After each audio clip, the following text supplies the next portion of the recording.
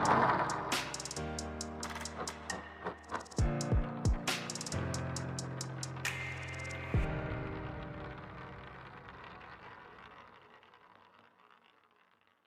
मसीह की। मसीह में मेरे प्यारे भाई और बहनों, मैं आपका भाई सूरज एक बार फिर से आपके समक्ष एक ऐसे ईसाई गवाही लेके आया हूँ जो आज हम हमारे भाइयों से हम सुनने जा रहे हैं। भाई और बहनों, हमारे बीच में आज हमारे भाई कौशलेंद्र जी हमारे बीच में हैं।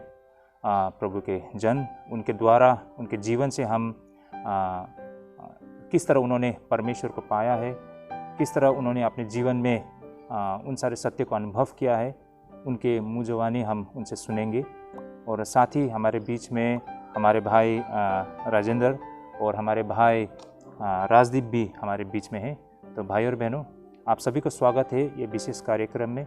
अंत तक बने रहिएगा और इस गवाही को हमारे भाइयों से सुनिए, उनके जीवन से, और इस गवाही को अनुभव कीजिए परमेश्वर के उस आश्चर्य कार्य को। तो भाई और बहनों, चलिए हम आज के गवाही की ओर बढ़ते हैं। हमारे भाई कौशलेंद्र जी, आपको हमारे इस कार्यक्रम में बहुत बहुत स्वागत है और आपको हम हमारे प्यारे प्रभु यीशु मसीह के नाम से आपको इस विशेष कार्यक्रम में हम स्वागत करते हैं। कौशलेंद्र भाई, आपके जीवन से हम ऐसे कुछ घटनाओं को जानना चाहेंगे ताकि आपके जीवन से ऐसे बहुत सारे भाई बहन लोग हैं जिन्हें आज अपने जीवन में निर्णय लेने के लिए दिक्कत हो रही होंगी। तो हम आपके जीवन से, आपके अनुभव से उन तक ये संदेश को पहुंचाना चाहते हैं कि किस तरह आपने परमेश्वर को प्राप्त किया और किस तरह आपने अपने जीवन में उस परिवर्तन को महसूस किया है, और आज किस तरह आपने ये निर्णय लेने पर पहुँचे हैं कि आप प्रभु यीशु मसीह को अपने व्यक्तिगत उद्धारकर्ता कहकर ग्रहण करने जा रहे हैं। तो इन सारे बातों को इस वीडियो के माध्यम से हम चाहते हैं कि आप रखें और उन सारे भाइयों बहनों तक ये सारे सत्य पहुंच पाए। कौशलेंद्र भाई, मैं सबसे पहले आपसे ये जानना चाहता हूं कि प्रभु यीशु मसीह को ग्रहण करने से पहले आपका जीवन कैसा था ना? किस तरह का जीवन आपका था और आपकी किस तरह की सोच थी परमेश्वर को लेकर, है ना? और जब आपको बुलावट आई परमेश्वर का, तो वो किस तरह से आपके जीवन में वो बुलावट आई, है ना? किस तरह से परमेश्वर का बुलावट आप तक पहुंचा, इस विषय को भी हम जानना चाहेंगे। हम जानना चाहेंगे कि आपके जीवन में परमेश्वर का जब आगमन होता है तो फिर आपके जीवन में किस तरह परिवर्तन आया, उन सारे बातों को भी हम जानना चाहते हैं। हम जानना चाहते हैं कि इसके बाद आज आपने किस तरह निर्णय लिया कि आप परमेश्वर को अपने व्यक्तिगत उद्धारकर्ता कहकर ग्रहण करेंगे। क्या आप हमारे दर्शक को ये बताना चाहेंगे कि आपके जीवन में आपने परमेश्वर के कार्य को किस तरह अनुभव किया है? तो जय मसीह की मेरे भाइयों और बहनों, जैसा कि अभी हमारे बीच में हमारे सूरज भाई उपस्थित हैं, उन्होंने मुझसे पूछा कि आपने प्रभु को कैसे ग्रहण किया। तो इसके पीछे एक छोटी सी घटना है भाइयों और बहनों कि मैंने प्रभु यीशु मसीह को कैसे ग्रहण किया। जैसा कि मुझे याद है, जब मैं प्रभु यीशु में नहीं विश्वास करता था तो उससे पहले मेरे पास प्रभु यीशु मसीह का सुसमाचार लेके मेरे मामा जी मेरे घर आए थे। तो उस समय उन्होंने मुझे प्रभु यीशु मसीह का सुसमाचार सुनाया और उस समय मैंने प्रभु यीशु मसीह को ग्रहण नहीं किया, इनकार कर दिया और मैंने अपने मामा जी का विरोध किया और मैंने उनको बोला कि आपने धर्म परिवर्तन कर लिया, मैं अपना धर्म परिवर्तन नहीं करूँगा। लेकिन मेरे मामा जी ने मुझे बहुत समझाने की कोशिश किया बाइबल के वचनों के द्वारा, लेकिन मैं उनकी एक भी बात नहीं सुना। फिर उसके बाद मेरे मामा ने मुझे समझाना छोड़ दिया और फिर उसके बाद मैं एक बार ऐसे ही एक घटना है कि मैं और मेरे मामा का एक लड़का था, हम दोनों लोग सिराथू से चंडीगढ़ जा रहे थे। तो रास्ते में हम लोग जब ट्रेन में जा रहे थे तो रास्ते में ही मेरी बहुत ज़्यादा तबीयत ख़राब हो गई, मुझे बुखार हो गया, फीवर हो गया। अचानक मेरा पूरा शरीर ठंडा पड़ने लगा। तो मैंने अपने भाई से बोला कि भाई मैं बहुत ज़्यादा बीमार पड़ रहा हूँ, मैं शायद घर तक नहीं पहुँच पाऊँगा, हमें यहाँ से लौटना चाहिए। तो मेरे मामा के लड़के अर्थात मेरे भाई ने मुझसे बोला कि नहीं, तुम अभी अच्छे हो जाओगे। तो मैंने बोला नहीं भाई, मुझे घर जाना है, लौटना है, मैं अच्छा नहीं होऊंगा। लेकिन उसने मुझे ढांढस बंधाया, धैर्य दिलाया कि नहीं, तुम अच्छे हो जाओगे। तो मैंने उससे बोला कि भाई, अगर मैं दिल्ली तक में अच्छा नहीं होऊंगा तो मैं वापस घर चला जाऊंगा। तो उसने बोला हाँ ठीक है। तो भाइयों और बहनों, सच बताऊं, मेरे साथ ये जब घटना घटी तो मैं जब दिल्ली तक पहुंचा तो यकीन नहीं होगा आप लोगों को, मैं बिल्कुल ठीक हो गया, बिल्कुल अच्छा हो गया। और मैं फिर आगे चंडीगढ़ तक अपना सफ़र किया। और वहाँ मैं पहुंचा तो पहुंचने के बाद मैंने अपने भाई से पूछा कि भाई, मैंने दवा भी नहीं खाया, मैं अच्छा कैसे हो गया? मेरा तो फीवर बहुत ज़्यादा हो गया था और मैं बिल्कुल अब ठीक हूँ। तो उसने मुझे बताया कि मैं प्रभु यीशु मसीह में विश्वास करता हूँ और मैंने उनके नाम से तुम्हारे लिए प्रार्थना किया था, जिसके कारण तुम अच्छे हुए थे। तो मैंने उसी घड़ी, उसी समय प्रभु यीशु मसीह में विश्वास करना शुरू कर दिया कि ऐसा भी होता है क्या। तो फिर उसके बाद मैं उसके साथ चर्च गया। चर्च में मैंने थोड़ी बहुत प्रार्थनाएं सीखी और वहाँ मैं 1 हफ्ते तक रुका चंडीगढ़ में और चर्च जाता रहा। और वहाँ पे मैंने थोड़ी प्रार्थना सीख लिया था, क्योंकि मैं विश्वासी नहीं था तो मैं इस पर ज़्यादा इंटरेस्टेड नहीं था, जिसके कारण मैं अच्छी तरह से प्रार्थना नहीं सीख पाया। लेकिन फिर मैं वहाँ से, हम लोग चंडीगढ़ से अपने घर आए और जब मैं अपने घर पे आता हूँ रात के 8 बजे, तो उस समय मेरी मम्मी की अचानक तबीयत खराब हो जाती है। अर्थात दुष्ट आत्मा मेरी मम्मी को पकड़ लेता है और वो बहुत ज़्यादा परेशान होने लगती हैं। तो मैं क्या करता हूँ, मुझे कुछ नहीं सूझा, मैं डर गया कि ये क्या हो रहा है।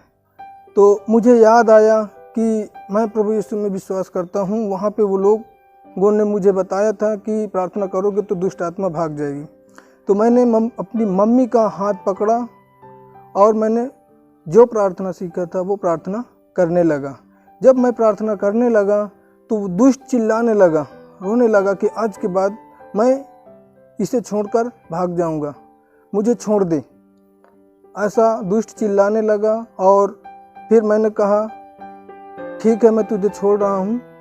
और मैंने जैसे ही उसे छोड़ा, वो उसी घड़ी से, उसी दिन से वो फिर दोबारा मेरे मम्मी के पास कभी नहीं आया। तो भाइयों और बहनों, ये जब घटना मेरे साथ हुई तो उसी समय से मैंने पूरी तरीके से ये निश्चय कर लिया कि मैं प्रभु यीशु मसीह को छोड़कर कहीं नहीं जाऊंगा।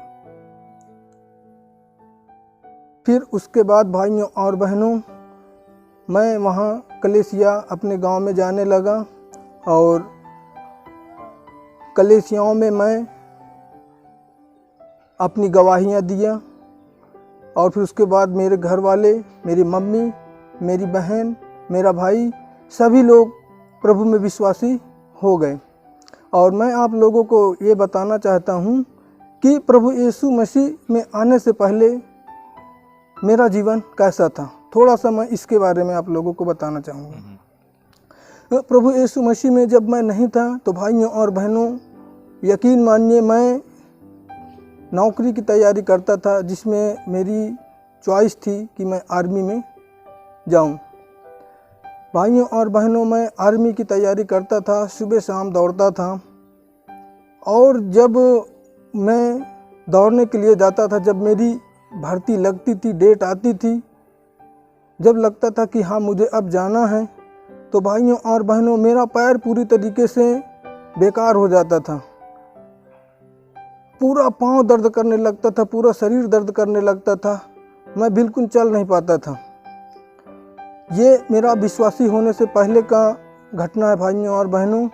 ऐसे कई बार हुआ, एक बार नहीं, कम से कम 3 से 4 बार ऐसा हुआ मेरे साथ। तो मैं पूरी तरीके से विश्वासी होने से पहले परेशान था। इधर उधर तांत्रिक के पास मैं भटकता रहता था। कहीं मुल्ला के पास जाता था, कहीं पंडा के पास जाता था, लेकिन मुझे कहीं पर भी आराम नहीं मिला। उसके बाद भाइयों और बहनों, ऐसे परेशानियों भरे जीवन में परमेश्वर ने मुझे चुना। परमेश्वर ने मुझे चुना क्योंकि मैंने परमेश्वर को, प्रभु यीशु मसीह को तो इनकार कर दिया था, लेकिन परमेश्वर ने मुझे नहीं छोड़ा। अंतिम में परमेश्वर ने मुझे चुना। तो भाइयों और बहनों, ये जो मेरी गवाही है बिल्कुल मेरे जीवन की एक घटना है जो मैंने आप लोगों के बीच में बताया। और इसके बीच में मेरे साथ बहुत से उतार चढ़ाव आए। मेरे दोस्तों ने, मेरे करीबियों ने, मेरे रिश्तेदारों ने मुझे बोला कि तुमने धर्म परिवर्तन कर लिया। तो मैंने उनको समझाया कि नहीं मेरे भाइयों और बहनों, मैंने धर्म परिवर्तन नहीं बल्कि अपना मन परिवर्तन किया है। आमीन। तो धीरे धीरे करके मेरे कुछ रिश्तेदार और कुछ दोस्त भी प्रभु यीशु मसीह को ग्रहण किए और आज वो लोग भी विश्वासी हैं। तो भाइयों और बहनों, ऐसे ही ये घटना जो मैंने आप लोगों के बीच में बताया, ये घटना सन 2016 की है और 16 से लेकर आज ये 2022 है। इस बीच में मैंने प्रभु की सेवकाई भी की 1 साल तक। उसके बाद बीच में कोरोना आ गया जिसमें हमारी सेवकाई बंद हुई। फिर उसके बाद भाइयों और बहनों, आज हम लोग प्रभु की सेवा को आगे बढ़ाने के लिए, बपतिस्मा लेने के लिए आज हम आसाम में क्रिश्चियन चर्च में आए हैं और हम बपतिस्मा लेंगे जिससे कि हम प्रभु के राज्य में जाने के योग्य हो सकें। तो भाइयों और बहनों, ये मेरी एक छोटी सी गवाही थी जिसे सुनकर आप लोग भी प्रभु यीशु में विश्वास करके अपने जीवन को सफल बना सकते हैं और उस पाप की दुनिया से बाहर निकल सकते हैं। आमीन। तो धन्यवाद कौशलेंद्र भाई जी, ये आपकी अद्भुत अनुभव हम सभी के साथ साझा करने के लिए। जैसे हमने आपसे सुना, आपके अनुभव काफ़ी गहरा है, काफ़ी कुछ बातों को आपने एक्सपीरियंस किया है और हमने देखा है कि आपने काफ़ी वर्ष लगाया प्रभु यीशु मसीह को आधिकारिक रूप से ग्रहण करने में, है ना। अब आप पानी का बपतिस्मा लेने जा रहे हो। जी हाँ। हाँ, तो आप यहाँ तक कैसे पहुँचे, मतलब इस निर्णय को आपने कैसे लिया? क्योंकि इतने वर्ष से तो आपने, मतलब हमने देखा है कि आपका बहुत अच्छा अनुभव हो चुका था ना, आपने बहुत कुछ देखा है, अनुभव किया है, आपने काफ़ी समय तक लोगों को सुसमाचार के विषय में भी बताया है, खुद के अपने परिवार को भी बताया है सुसमाचार के विषय में, उन्होंने भी प्रभु यीशु मसीह को ग्रहण किया है। लेकिन आप खुद ने अब तक बपतिस्मा नहीं लिया है, लेकिन अब जाके आप बपतिस्मा लेने के लिए आपने निर्णय किए हैं।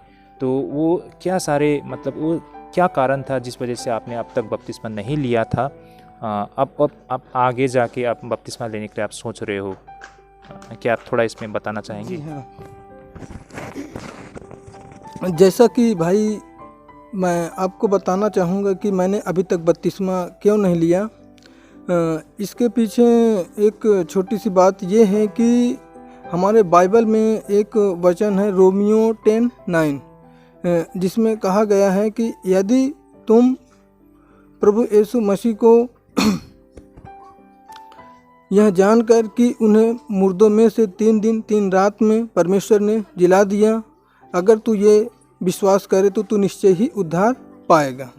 तो इस वचन के कारण, मतलब यहाँ पे ये लिखा है कि तुम निश्चय ही उद्धार पाओगे।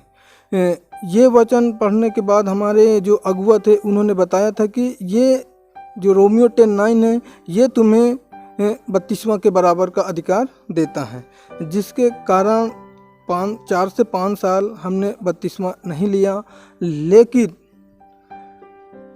जब हमने बाइबल को पढ़ना शुरू किया तो उसमें कुछ जगह प्रभु यीशु मसीह ने कहा है कि यदि तुम पिता, पुत्र और पवित्र आत्मा के नाम से बपतिस्मा नहीं लोगे तो तुम स्वर्ग के राज्य में प्रवेश करने नहीं पाओगे। तो जब ये वचन पढ़ा तो मेरे कान खड़े हो गए कि यहाँ पे तो प्रभु यीशु मसीह ने कहा है कि यदि तुम पिता, पुत्र और पवित्र आत्मा के नाम से पानी से बपतिस्मा नहीं लोगे तो तुम स्वर्ग के राज्य में प्रवेश करने नहीं पाओगे। तो इसके विषय में मैंने कई पास्टर से और मैंने अपने सूरज गुरुंग भाई से पूछा कि क्या भाई अगर हम बपतिस्मा नहीं लेंगे तो क्या हम स्वर्ग के राज्य में प्रवेश करने पाएंगे। तो इसके बारे में हमें भाई ने बहुत अच्छे से जानकारी दिया, बताया कि देखिए जो प्रभु की आज्ञा है उसे हमें मानना ही होगा, क्योंकि भाइयों और बहनों प्रभु यीशु मसीह ने मत्ती 28 के 19-20 में साफ साफ कहा है कि तुम पिता, पुत्र और पवित्र आत्मा के नाम से पानी से बपतिस्मा लो और चेले बनाओ और सारे संसार में सुसमाचार बताओ। तो भाइयों और बहनों, जिसकी वजह से इन सारे वचनों को पढ़ने के बाद मैंने ये निर्णय लिया कि हमें बपतिस्मा लेना चाहिए,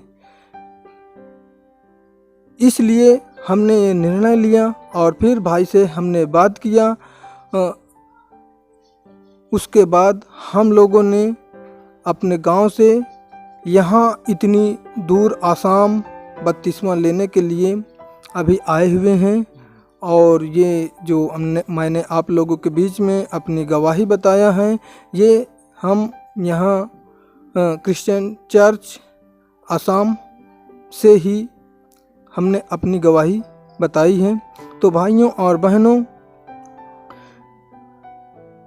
जो हमने इस बीच में गैप छोड़ा, बपतिस्मा नहीं लिया, इसके बीच में हमने बहुत बड़ी गलती किया।